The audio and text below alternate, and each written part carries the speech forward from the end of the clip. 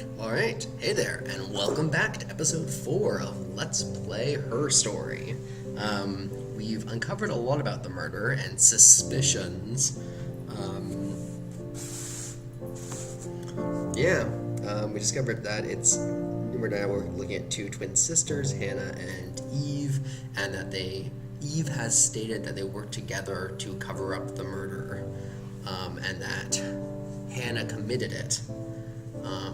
But that's just what Eve is saying. We don't know the necessary truth.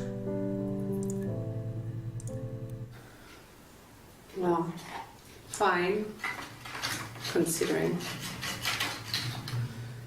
I got back into the house today, and that was weird, knowing your people had been there through my things. It's like I'd been burgled. I mean, worse, obviously. I don't know. I haven't looked in the cellar yet. They sent a cleaner in. As good as new, he said. But they had to throw some stuff out. Couldn't get the blood out. And I'm still waiting to hear from the coroner so we can get a date set for the funeral. It's going to be a cremation. So...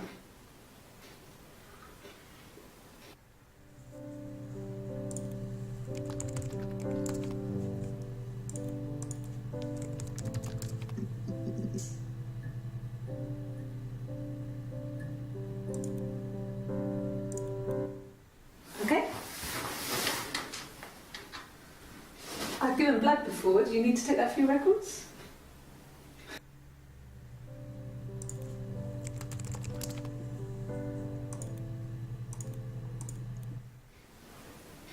Nothing like this has ever happened to me before. The blood. It's probably the worst thing that's ever happened to me. I still don't know if Orange Jacket is actually Hannah or if it's Eve pretending to be Hannah. She was sat behind him. She had my wig on. And she'd been there all day.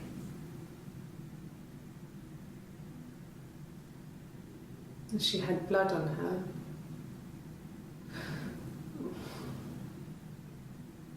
And she was in shock.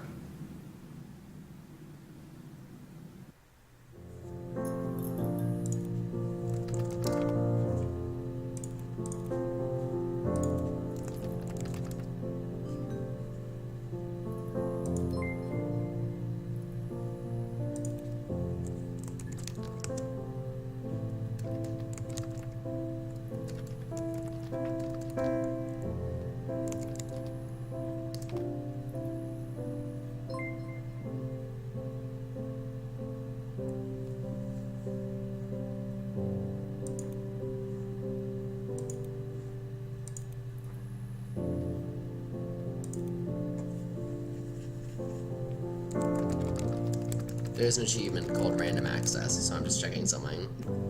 Nope.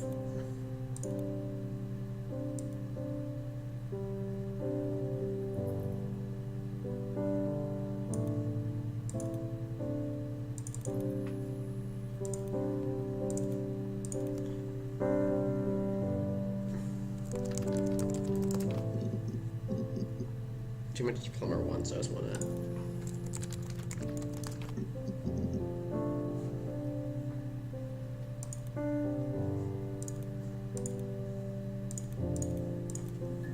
So Florence was Eve's mother figure? Florence took me home with her.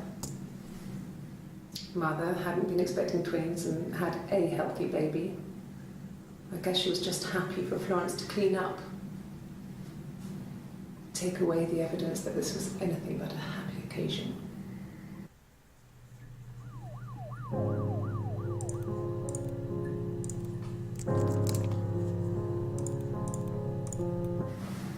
Florence raised me in her home.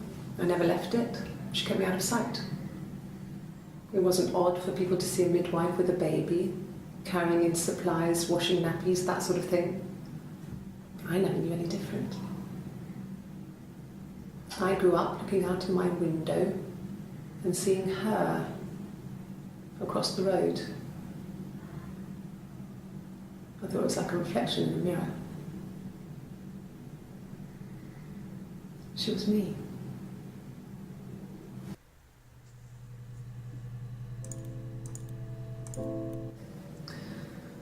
Florence was a warm, kind person, but she was broken, I guess. When I found her diary, I also found a biscuit tin with other stuff in it, older papers, letters, that kind of thing. Her story wasn't there.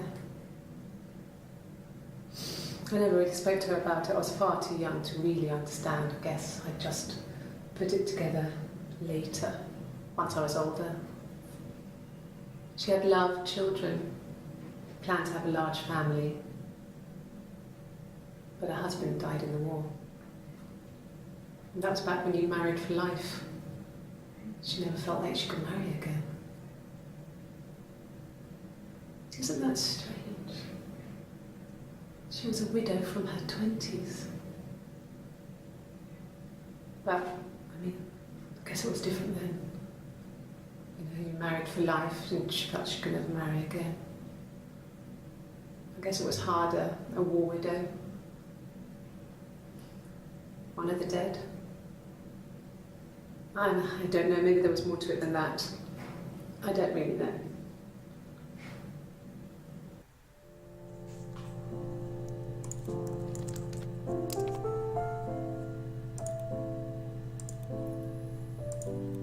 No, it was just me and her.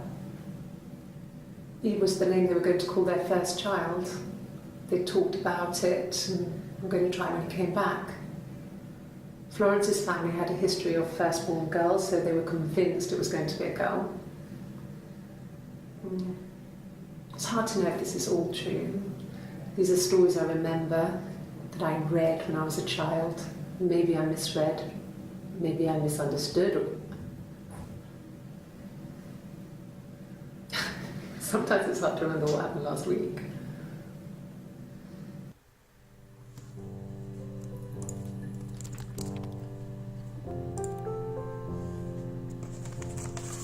Okay, let's see.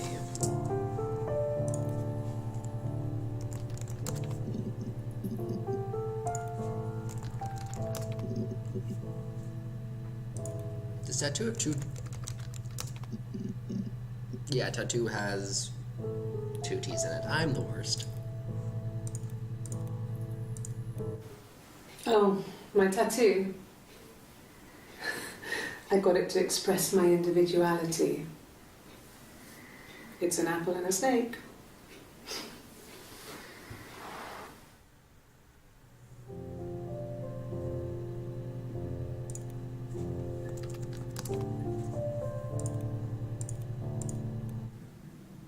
So I moved out. Got a small bed set. Got my tattoo to mark the occasion. I was singing in a bar in the evenings, so I had some money, enough money to cover my rent. And I've been doing something similar ever since.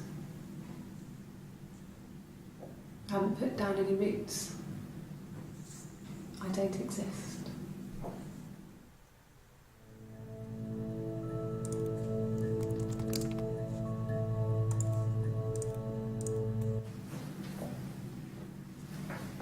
He saw me singing one of my shows, pure chance. Not sure I remember what he was even doing there. Afterwards, I had a drink at the bar and he came over and we got talking. I knew who he was. Obviously I knew who he was, but he didn't know who I was. He was fascinated by the likeness.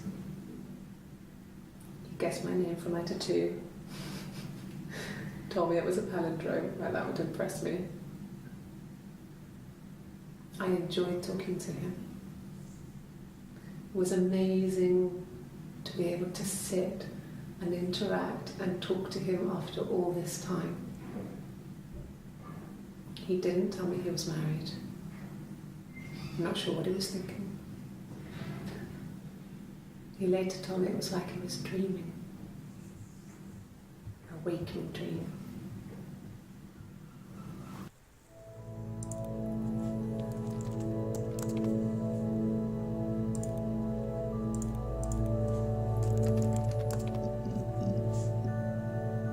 Can't remember, who was Carl? I need to look up context for like where I first heard about Carl. Differences? She's a better driver than me. She passed the test, couldn't let him see she was. Got difficult. When I was with Carl, we would have sex. But Okay, so Carl was their first boyfriend, kind of. was he my first? No need to be so coy. No, he wasn't my first. That would have been Carl. He was a local boy in a band. He was a bit of a shit. But he was sexy. We were 15.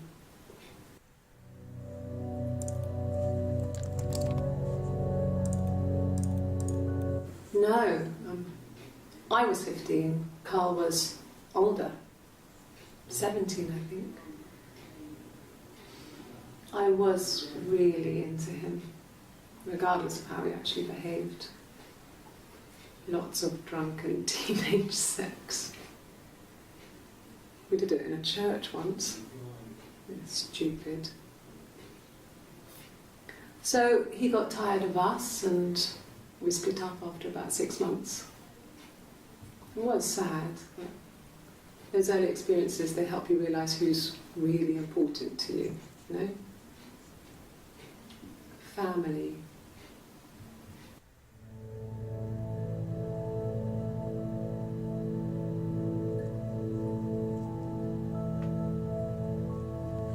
All right.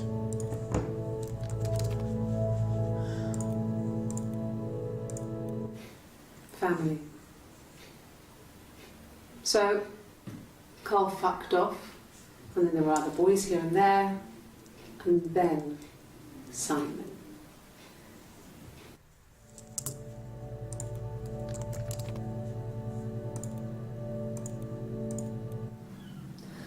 Hannah was so smitten with Simon.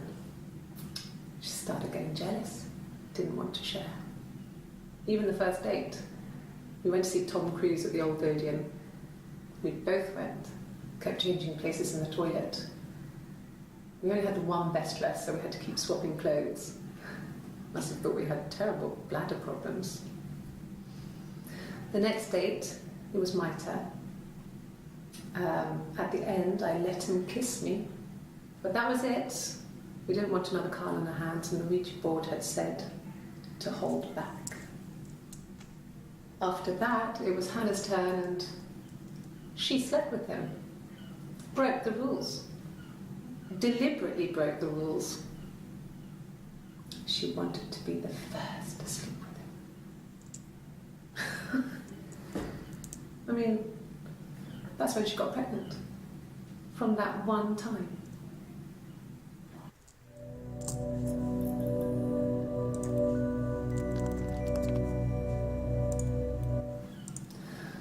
And I let him kiss, said to hold back.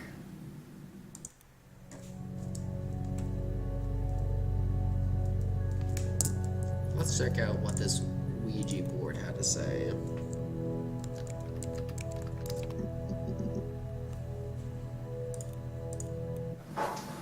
When beautiful people died, we always felt like it was a sign. You remember Princess Grace? Grace Kelly? She died in a car crash the year before we met Simon. We used a Ouija board to speak to her, and that gave us the power to find him.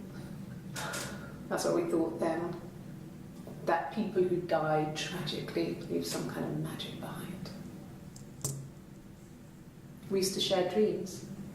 We used to wake up and write them down in our diaries immediately and compare them.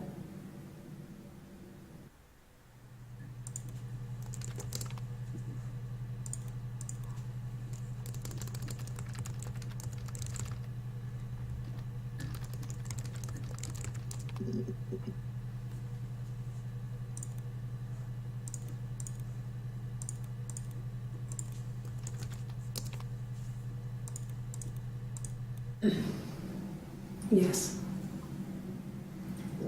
The first time we saw each other, it was strange. We both realised at the same moment, I think. We must have seen each other before, but there was this instant when we first realised it wasn't a reflection.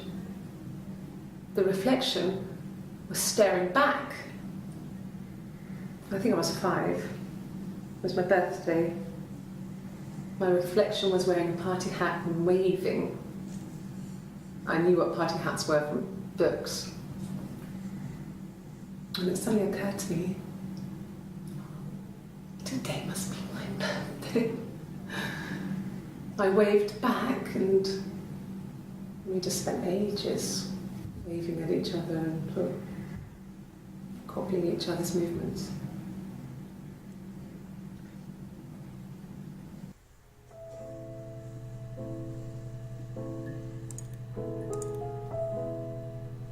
I should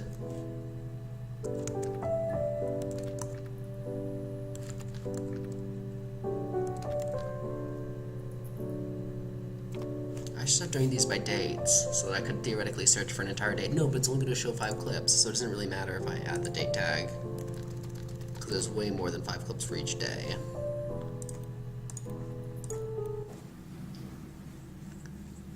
I wanted to see my reflection. I thought that if I touched her, something would happen. We would become one. One girl. The fairy tale was over, the witch was dead, and I'd be restored to my rightful place. That's sad.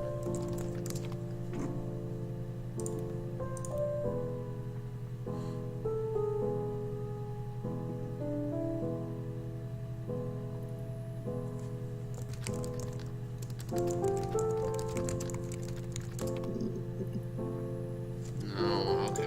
I just wanted to see that, try and see if I could find that last reflection tag. Video, because there's only 6.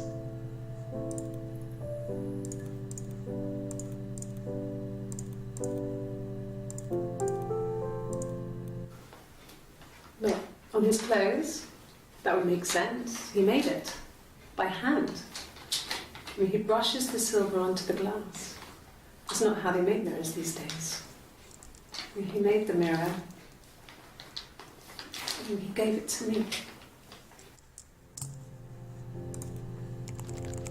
Okay, let's check out silver.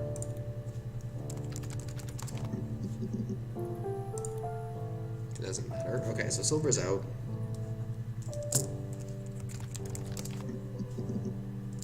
Not code is out. I think we already finished checking out seller.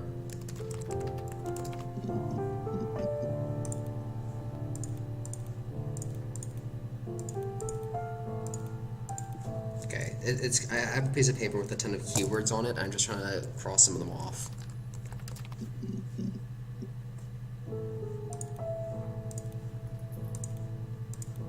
Because they mentioned the cellar bags. When will the police let me back in the house? And they let me take a bag of clothes with me, but...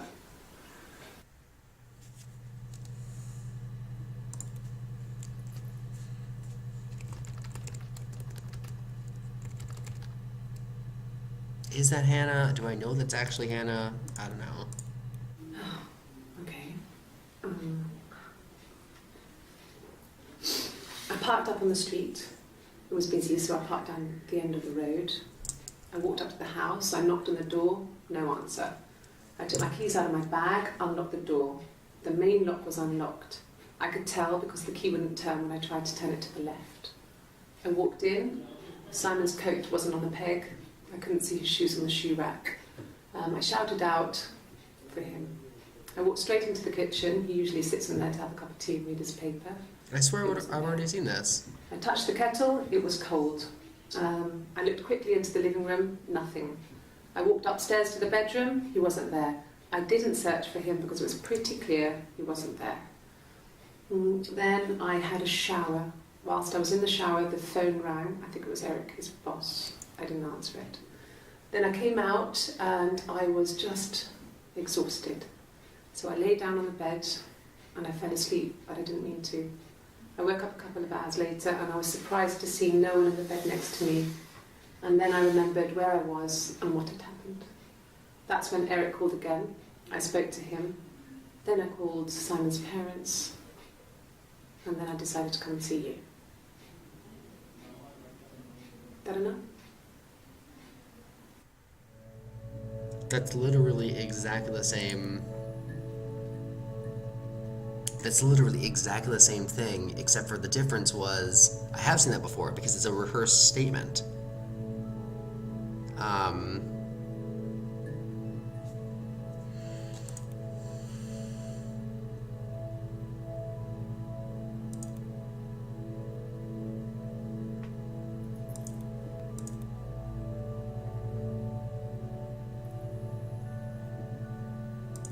I've seen that before because it's her statement. She did the same thing in the search for Eleanor and Carl.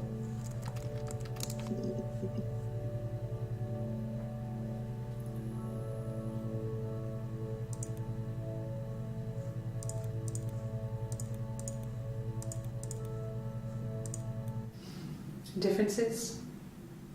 She's a better driver than me.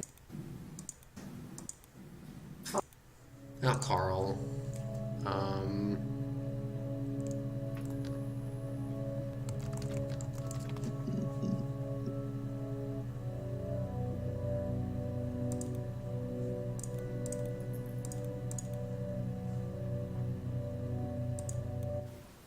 Okay. I parked up in the street. It was busy, so I had to park down the end of the road. Out. So I walked upstairs to the bedroom and he wasn't there. I didn't search for him because it was pretty clear he wasn't there. I had a shower. The phone rang whilst I was in the shower. I didn't answer it. I think it was Eric. Then I was just exhausted. So I lay down on the bed and I fell asleep, though I didn't mean to. I woke up a couple of hours later and I was surprised to see no one in the bed next to me. And then I remembered where I was and what had happened. That's when Eric called again. This time I spoke to him. Then I called Doug and Eleanor.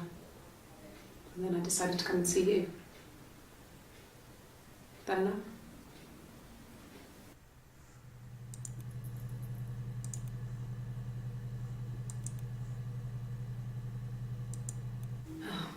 Okay. That's when Eric called again. I spoke to him. She says like exactly the same thing in both of these parents. statements. And then I decided to come and see you. That enough?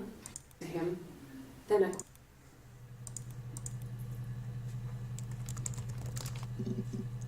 I already searched this, didn't I? I searched Ouija, I already searched bags.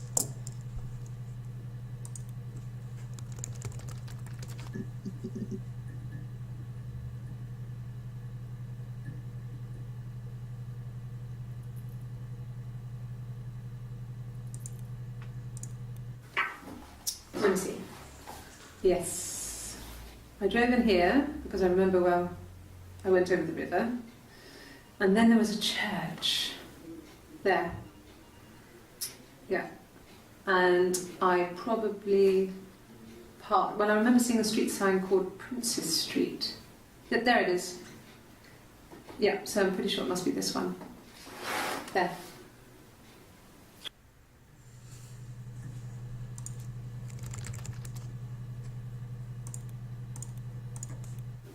Yeah, we were 17.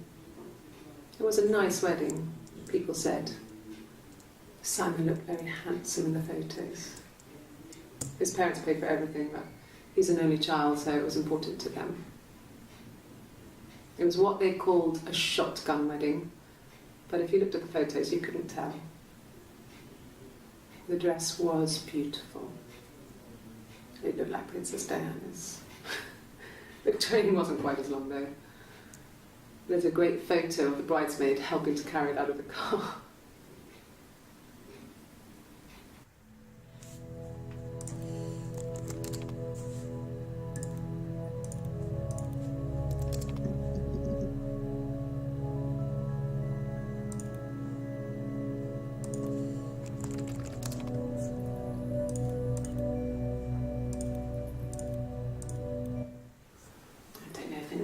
changes. You just become more yourself. Simon was my prince, and that hasn't changed.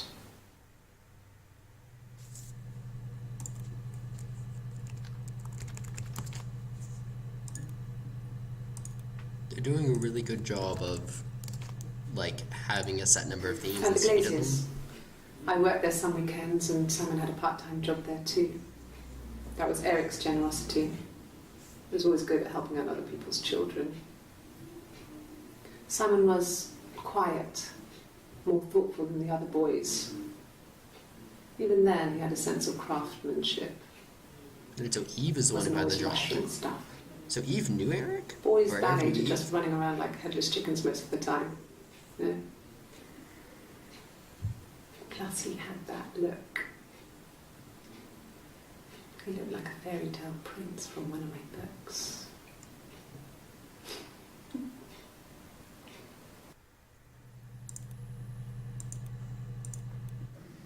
There were always princes and princesses.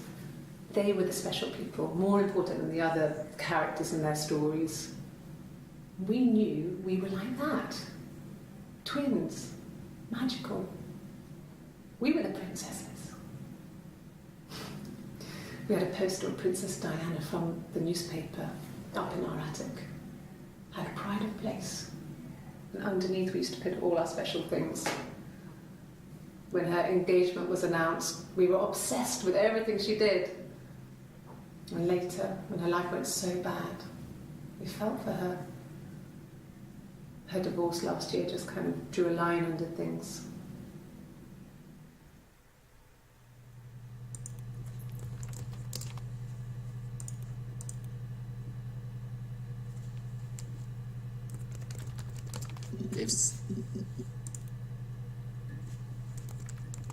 They've used words like street and road a couple times, and so I just... Yeah. I pulled over and slept in the car. This was just by the side of the road. I was exhausted.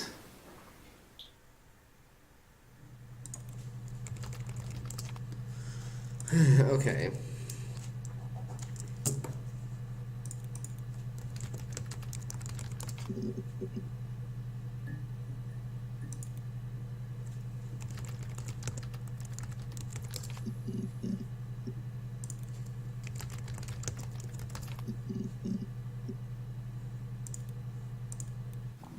Mum and Dad had never had any reason to notice.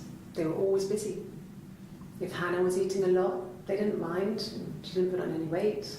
That girl has a healthy appetite. If they heard us talking in the attic, they just thought it was Hannah playing one of her games, and that Eve was our imaginary friend. Once, she was already up and dressed and ready to go to school, and I snuck down for a piss. Mum saw me in my underwear, she went mad. Get dressed this instant! So I ducked into our bedroom, and seconds later, out came Hannah, dressed and ready. Mum was amazed.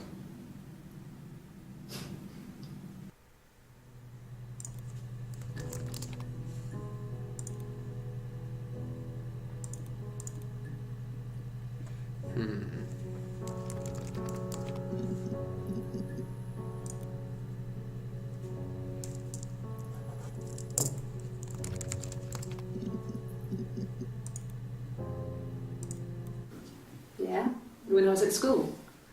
I worked part-time in the front shop. It was sort of an extended family thing. My dad used to work there, my mum worked there before I was born. I took care of paperwork, filing, typing out invoices, that kind of thing. It was a good job for a girl back then. I didn't work a till or anything though. I was quite shy, so I wouldn't have liked to have worked a till.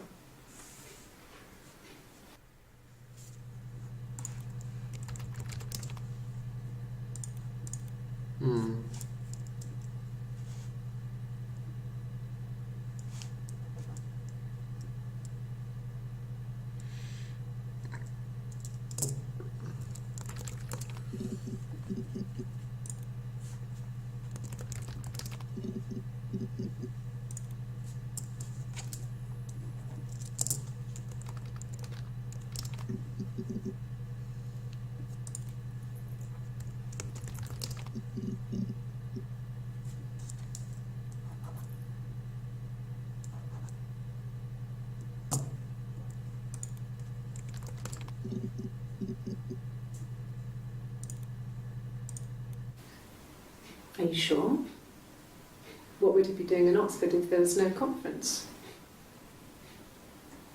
I remember calling him. He said it was boring and he spent most of the time at the bar.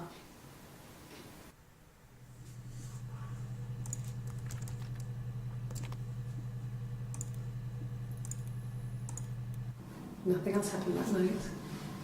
We talked, then I said goodbye. Then next week I was sitting in the bar again and there he was. And again the next week, he offered to buy me a meal. I told him I had already eaten, and so we got chips and egg on the beach instead. When we said goodbye, he asked me to kiss him. Romantic.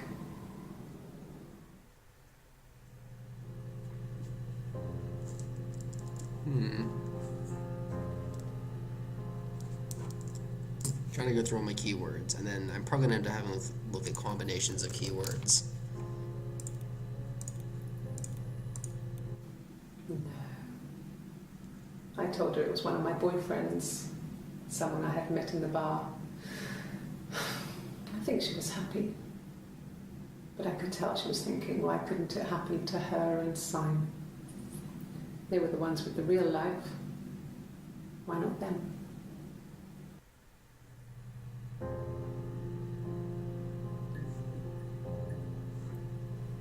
Okay, there's that achievement. I think.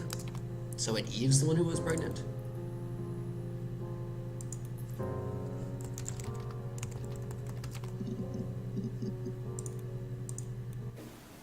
Yes, I'm fine.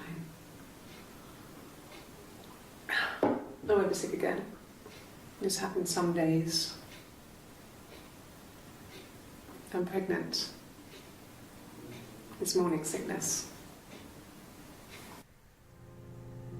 So Orange Jacket is Eve.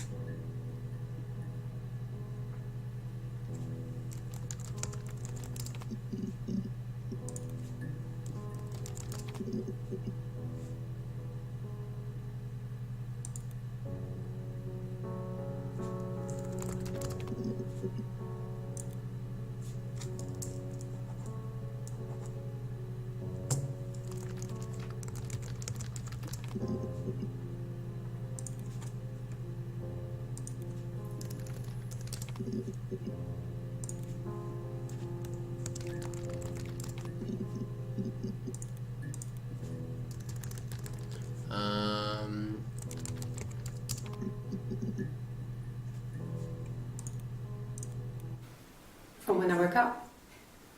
Okay. I woke up. Simon was already up, and he made me birthday breakfast of eggs Benedict. We both had to go to work, so we saved presents till later. I got to work, had some birthday cake. Children sang me happy birthday. Then I came home. The birthday meal was a takeaway. And Simon gave me his present, which I didn't mind. And after that, we talked about the baby. It turned into a big argument. Simon left. I was furious. I wanted to get as far away as I could and get some space to think. So I left.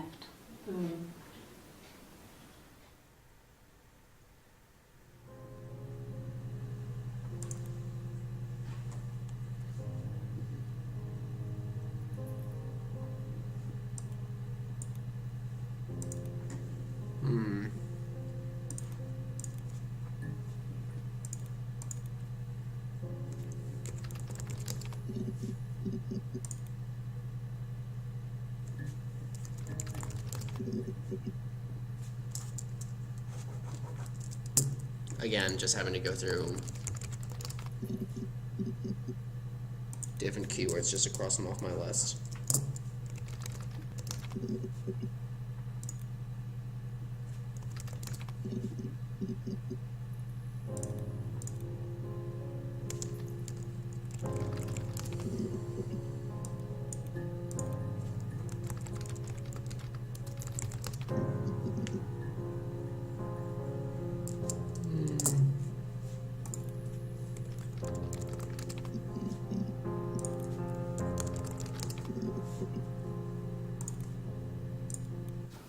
No. No, Simon didn't play guitar. He wasn't very musical. He liked to listen, but he was tone deaf.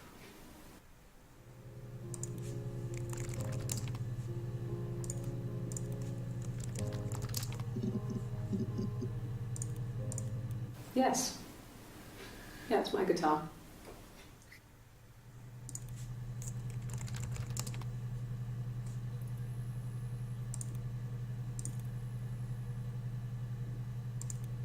So sometime at the 30th and the 1st.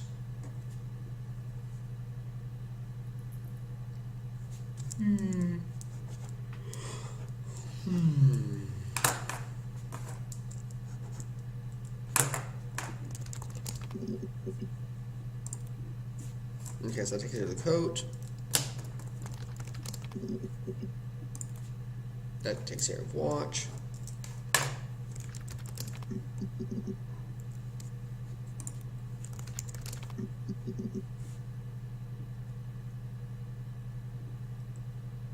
Alright. Well, it's already been 36 minutes, so I think it's time for a break. I feel like I'm getting close to kind of dredging up just things that aren't really relevant anymore. I think we have the main bulk of the story, unless there's another plot twist we have yet to find. I still think there's a few threads to kind of look into. So yeah, that's it for this episode, and I will see you next time on Let's Play Her Story. See you then.